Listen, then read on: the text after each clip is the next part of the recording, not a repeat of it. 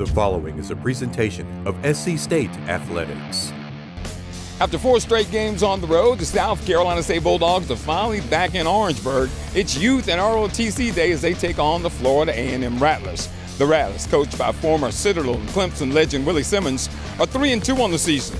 They opened the season with a loss to North Carolina and then an embarrassing blowout loss to the Jackson State Tigers. For South Carolina State head coach Buddy Pough's team comes into today's action 1-3 on the season, and the time is now for Buddy Pough to right the ship and turn this season around.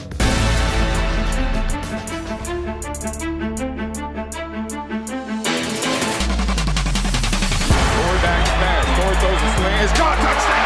South Carolina State outside there with the pitch into the end zone. It's Corey. Pressure coming, got to let it go. Throws it out there. Caught! Touchdown! Richard Bailey. South Carolina State 16 yards out. Breaks through the 15, 20, 15, 10, 5. Touchdown. Kendrell Flowers.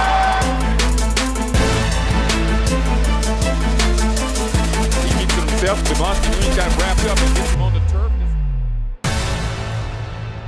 All right, we're on the sidelines talking with South Carolina State head football coach Buddy Pough, Youth and ROTC Day coach. What a crowd we got coming in here. I think we're going to have a big one. And hopefully we go out here and play really well so that we can make them want to come back again. Start talking about Florida A&M now. 3-2 on the season. They had a couple of losses to open the season, but Willie Simmons seemingly got them going in the right direction. Yeah, he got all his people back. He had a lot of people that were, out for various reasons early in the year. And this was a good football team. This team won 9-10 games last year.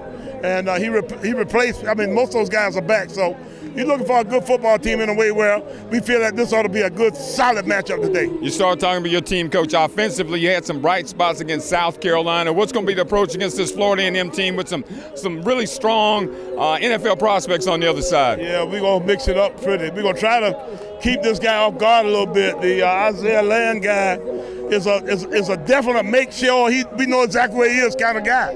And from there, the rest of that defense is pretty outstanding in itself. So we got to really do a good job of mixing it up and keeping him off guard. We can't just run it, we got to throw it, but at the same time, we better be able to run a little bit. And then on the other side, on our defensive side, then we got to stop the run, force them into being able to be a little more predictable. We can do that, then we got shot. When you start talking about being predictable, Coach, talk about your linebackers. B.J. Davis didn't have the game he had the week before, but you've got to have some people come up and actually get people on the ground, which has been a problem. Exactly. We got to tackle well. And B.J. is going to be probably, excited as anything to play in a game such as this. But, our entire defensive side of the ball, especially our skilled guys out in space, got to do a good job of getting people, at least rallying people to the ball. So it's a big deal to work on run after the catch, the rack yardage. Coach, your quarterback, you talked about a 2-quarterback system perhaps. What will your approach be from the standpoint of being a hot quarterback or mixing it up so that no one knows what you're going to do? Well, I don't know if we're going to do either early in the season. Early in the game, we'll start Tyrese Nick, though. And we'll go a little bit with him, and then we'll put Corey in the game and see what we get there. And then we'll kind of use that information to see how to proceed from there. But hopefully one of these guys is going to go to the front of the line and make sure, that we can, not deny him the place and be the starter. What's going to be the key to getting a win here today against a tough Florida A&M team? Run the football and stop the run. Gavin Zimmerman approaches. It is a line drive, almost a pooch kit at about the 28-yard line. Taken by one of the up backs. He's going to be tackled down at the 36-yard line. Loses his helmet, but it's going to be good field position for Jeremy Musa and the Florida A&M offense. Now in motion is Jennings from left to right. Musa throwing to look at him in wide open over the middle at the 45 to 40 to 30, 25, 20, 15, 10, 5. Touchdown, Florida A&M.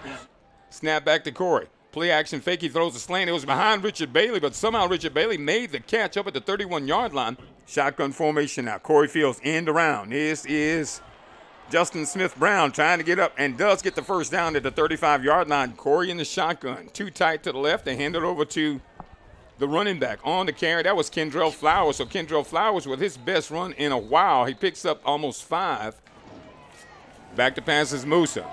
Musa flips it out. It is through the hands of the Rattlers, nearly intercepted by South Carolina State. 4-down lineman. Here comes pressure. Corey back to pass. Corey throwing it out there. It's intercepted. My goodness, Rakim White slowed down on the on the pass. 2 Rattlers are to the left, 1 to the right. End around. On the carry, this is Smith. He's in trouble. DeMarcus Doe strips the football and goes out of bounds at the 41-yard line in the shotgun.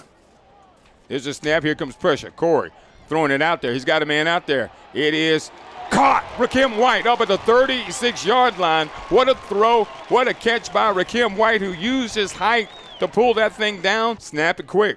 Musa throwing it out there. Wide open is Smith. And another first down at the 48-yard line. 1 spin move from going the distance again. And, man, it's been a rough first quarter for South Carolina State, and we are fortunate that the score is Florida A&M 7, South Carolina State nothing. What? Now Smith going in motion, turns around, goes back to the same spot. Musa back to pass. Musa back to pass, throws it over the middle. It's caught up at the 38-yard line. A high tackle taking the helmet off is Dwayne Nichols. Bulldogs showing blitz.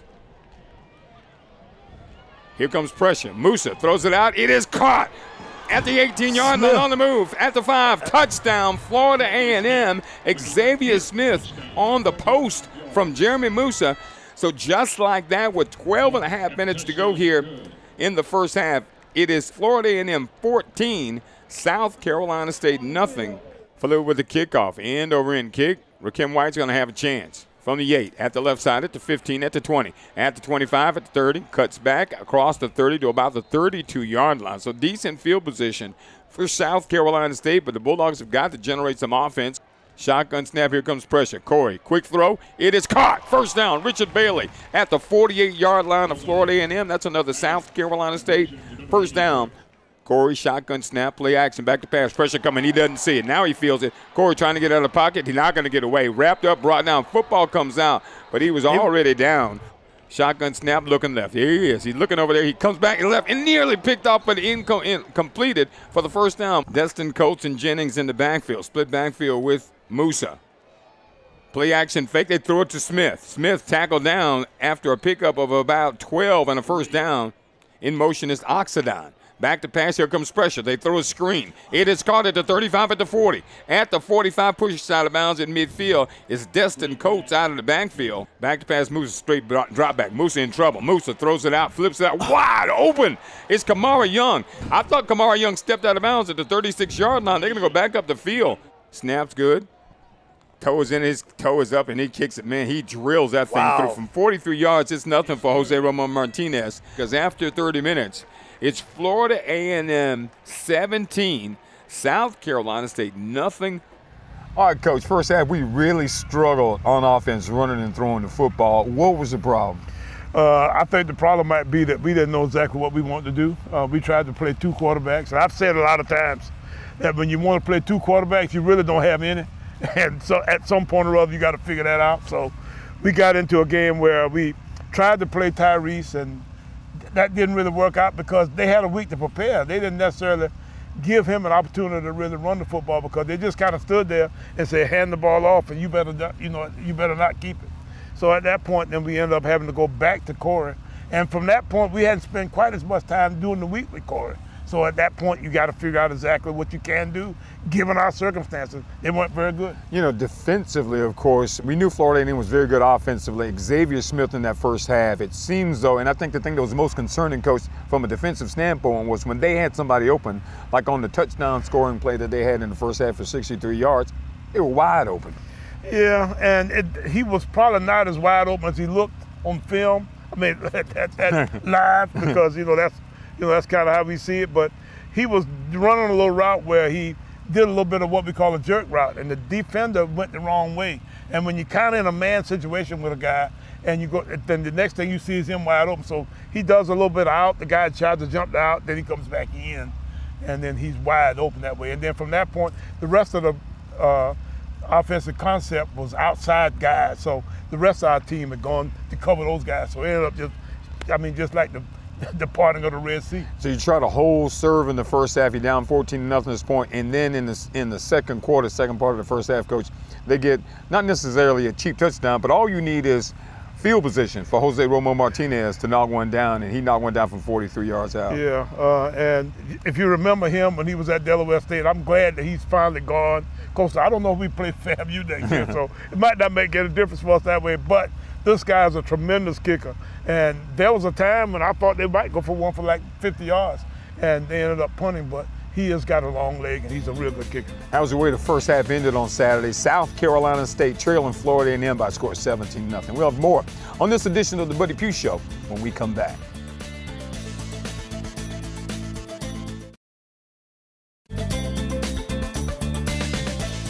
Coach Sachs, he told me how we play was going to basically be on me because I covered so much space on the outside to where how I played was going to determine how the game went.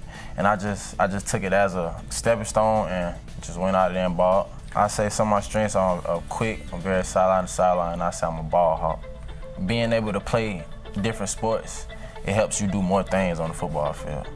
As far as your agility, your quickness, for the rest of the season, I want to end with at least 100 tackles. I want to get at least about 3 more pick sixes. Yeah. And the final goal, I want to win a championship, another Celebration Bowl, and win Defensive Player of the Year.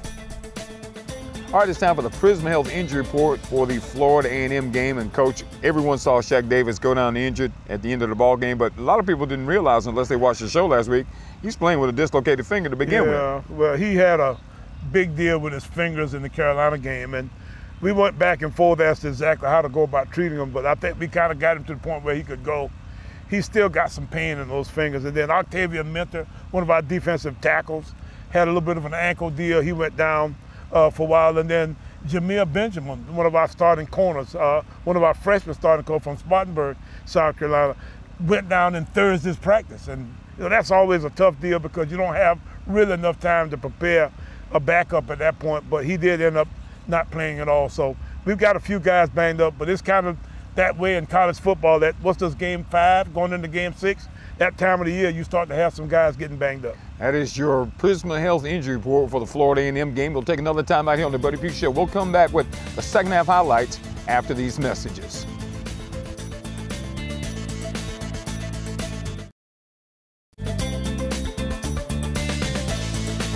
Martinez is a left-footed kicker, transfer from Delaware State. He approaches. High end-over-end kick. Rick Kim fields it at about the 8-yard line. At the 10, he's at the 15. And he is hit and wrapped up. And, I mean, he did good to hold on to the football. At the 18-yard line. Mooser's the quarterback. He wears number 8. Tried to draw us off sides. Now snaps the football, gives it to Jennings. Wrapped up in the backfield tackle for lost Patrick Godbolt. Coming from a defensive end position. Shotgun formation. Eric Brown the snap. Back to Corey. Looking up the field, throwing it out there. And intercepted by Florida A&M.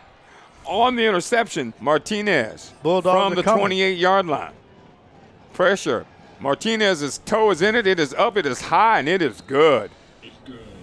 And so with 10:09 to go, it's 20 for Florida A&M, nothing for South Carolina State. Back to pass. Corey Fields steps up in the pocket. Fields throwing long. Got a man out there. Judson Smith-Brown makes the catch at the 38-yard line of Florida A&M. Clearly the best pass reception for the Bulldogs all day long. Bulldogs man-to-man coverage in the secondary. They snap the football. They give to Jennings over the left side. Big gap over there at the 15, at the 20, at the 25. Cut down at the 30-yard line. What a 21-yard run by Terrell Jennings. Shotgun snap, play action fake. Musa looking left and looking long. Musa hit as he throws it, and it is picked up over there. And they're saying that they're going to let it run through. This is Jalen Barr. And the officials' microphone once again didn't work. They ruled an incomplete pass. Football on the near side as they attack left to right in the fourth quarter. Play action fake. They throw a slant and intercepted. South Carolina State. B.J. Davis on his feet at the 35-yard line of Florida A&M. B.J. Davis jumped in the passing lane, pulled down the interception. Fields from the shotgun. Low snap. He's looking that way. Throwing it out there. Shaq Davis makes the catch. First down, Bulldogs at the 25-yard line. Let's see where they mark him down. There's the snap. Corey back to pass. Looking toward Shaq. Throws it out there. Caught. Touchdown, South Carolina State. My goodness. On for the point after touchdown. Gavin Zimmerman. Toe is in it. It is up, and it is good. So South Carolina State with 11:27 to go. It's 20 for Florida A&M, 7 for South Carolina State. Shotgun formation, Musa, play action fake, looking for Smith, flips it out to the big tight end, Kamari Young. It's got the first down at the 41-yard line. Musa, play action fake, throws a slant, intercepted! B.J. Davis for South Carolina State, his second interception at the 45 of Florida A&M. Shotgun snap, Corey back to pass. Corey's going long. He's got Shaq out there. Touchdown, South Carolina State. Shaq Davis, one play from 47 yards out, and the Bulldogs are back in the ball game. Snap's good, they get it down. His toe is in it, it's low, but it is good. And so, with 9 minutes and 54 seconds to go in the game, it's Florida A&M 20, South Carolina State 14. 4 down linemen for the Bulldogs. They give it to McLeod in, wrapped up, brought down right at the line of scrimmage. There's a snap, Musa back to pass. Pressure coming, Musa in trouble. Musa's not gonna get away. He's sacked at the 12-yard line. South Carolina State, Nishan Barber again. Snap back to Corey. Corey looking that way, throws it over to Shaq. Shaq makes the catch up at about the 14-yard line. That's a pickup of about 5 on the play. He didn't get out of bounds, so the clock will continue to move. Shotgun snap, Corey back to pass. Corey in trouble, rolling to his right. It's gonna have to stop and throw. Corey flips it out. It's caught. First down. Kendrell Flowers on the catch up at the 35-yard line. What a courageous play by Corey. He was wrapped up when he was throwing it. 2 minutes remaining. Corey Fields back to pass. Corey looking long, throwing it out there. Shaq Davis, penalty marker down. He got the penalty marker flag call. There's a snap. Low snap. Back to pass is Fields. In trouble. Fields brought down. Helmet taken off. No penalty marker there. Now a flag comes down. They took Corey Fields' helmet off.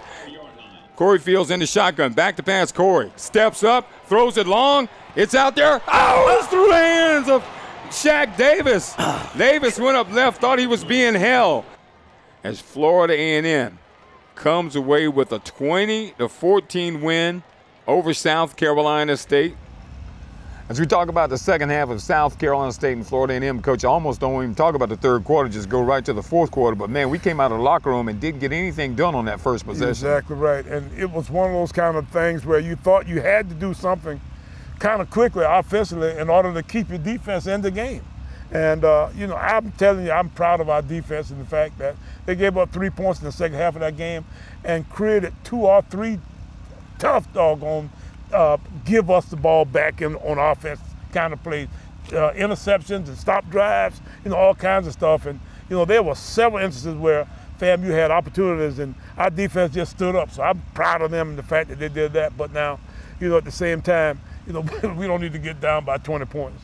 You started talking about that. B.J. Davis got the first interception. Matter of fact, he got the second interception. Got both interceptions, but the first interception, Coach, really got you back in the game and really gave the offense a little juice, and they came right on the field and got it down the field. It did. It gave us, we got a score, and then we ended up really getting another score pretty quickly after it was on deep balls. And we had a chance to, you know, to win the game or to at least tie the game at the end because we had another deep ball that, you know, Shaq and the guy were back there fighting, and Shaq didn't get a chance to really bring it in. But, you know, it was really, you know, a best-case scenario for us to have an opportunity to win the football game after we'd gone through, you know, 3/4 of the game and not having done a thing. You know, there's a point in football game where folks probably felt that the Bulldogs were out of the game, Coach. You were down 20-7, but there was a huge 4th down and 12 play that Corey Fields hit Shaq Davis for 12 yards in the first down that kept that drive alive. It was one of those kind of situations where, I mean, what did we have to lose at that point? You know, if they were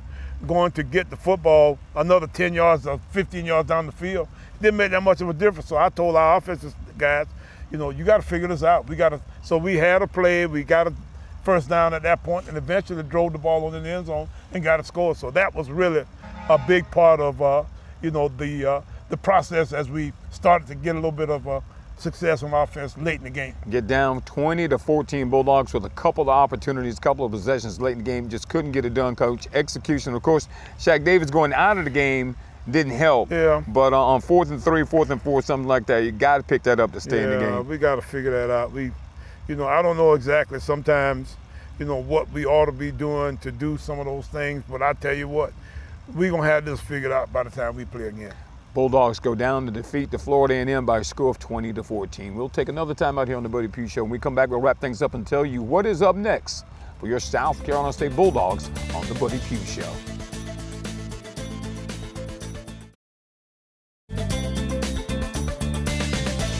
Homecoming this week coming up at the Oliver C. Dawson Bulldog Stadium, Willie Jeffries Field. Virginia Lynchburg comes to town, and Coach, don't know a lot about them, but guess we're concerned with us and how well we play. You know what? I don't know a lot about them either.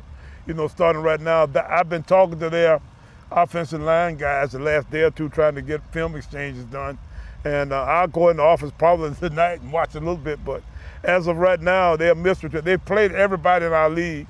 And, you know, it's one of those kind of situations where they play a lot of games against championships of the FCS schools, and they're mostly on the road. So we'll see here next week in Orangeburg for homecoming. Coach, when you start talking about a game like this from the standpoint of so much for us to work on, where do you start?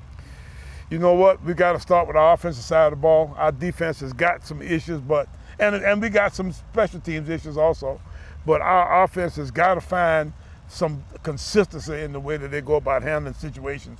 And if we don't figure that out, then it's going to be a long year for the Bulldogs. That's going to do it here on the Buddy Pugh Show. South Carolina State losing to Florida A&M by a score of 20-14. Coming up this week, we hope to see you folks in the Oliver C. Dawson Bulldog Stadium, Willie Jeffries Field, and the Bulldogs take on Virginia Lynchburg for homecoming. And of course, next week, right here on Bally Sports Southeast on the Buddy Pugh Show.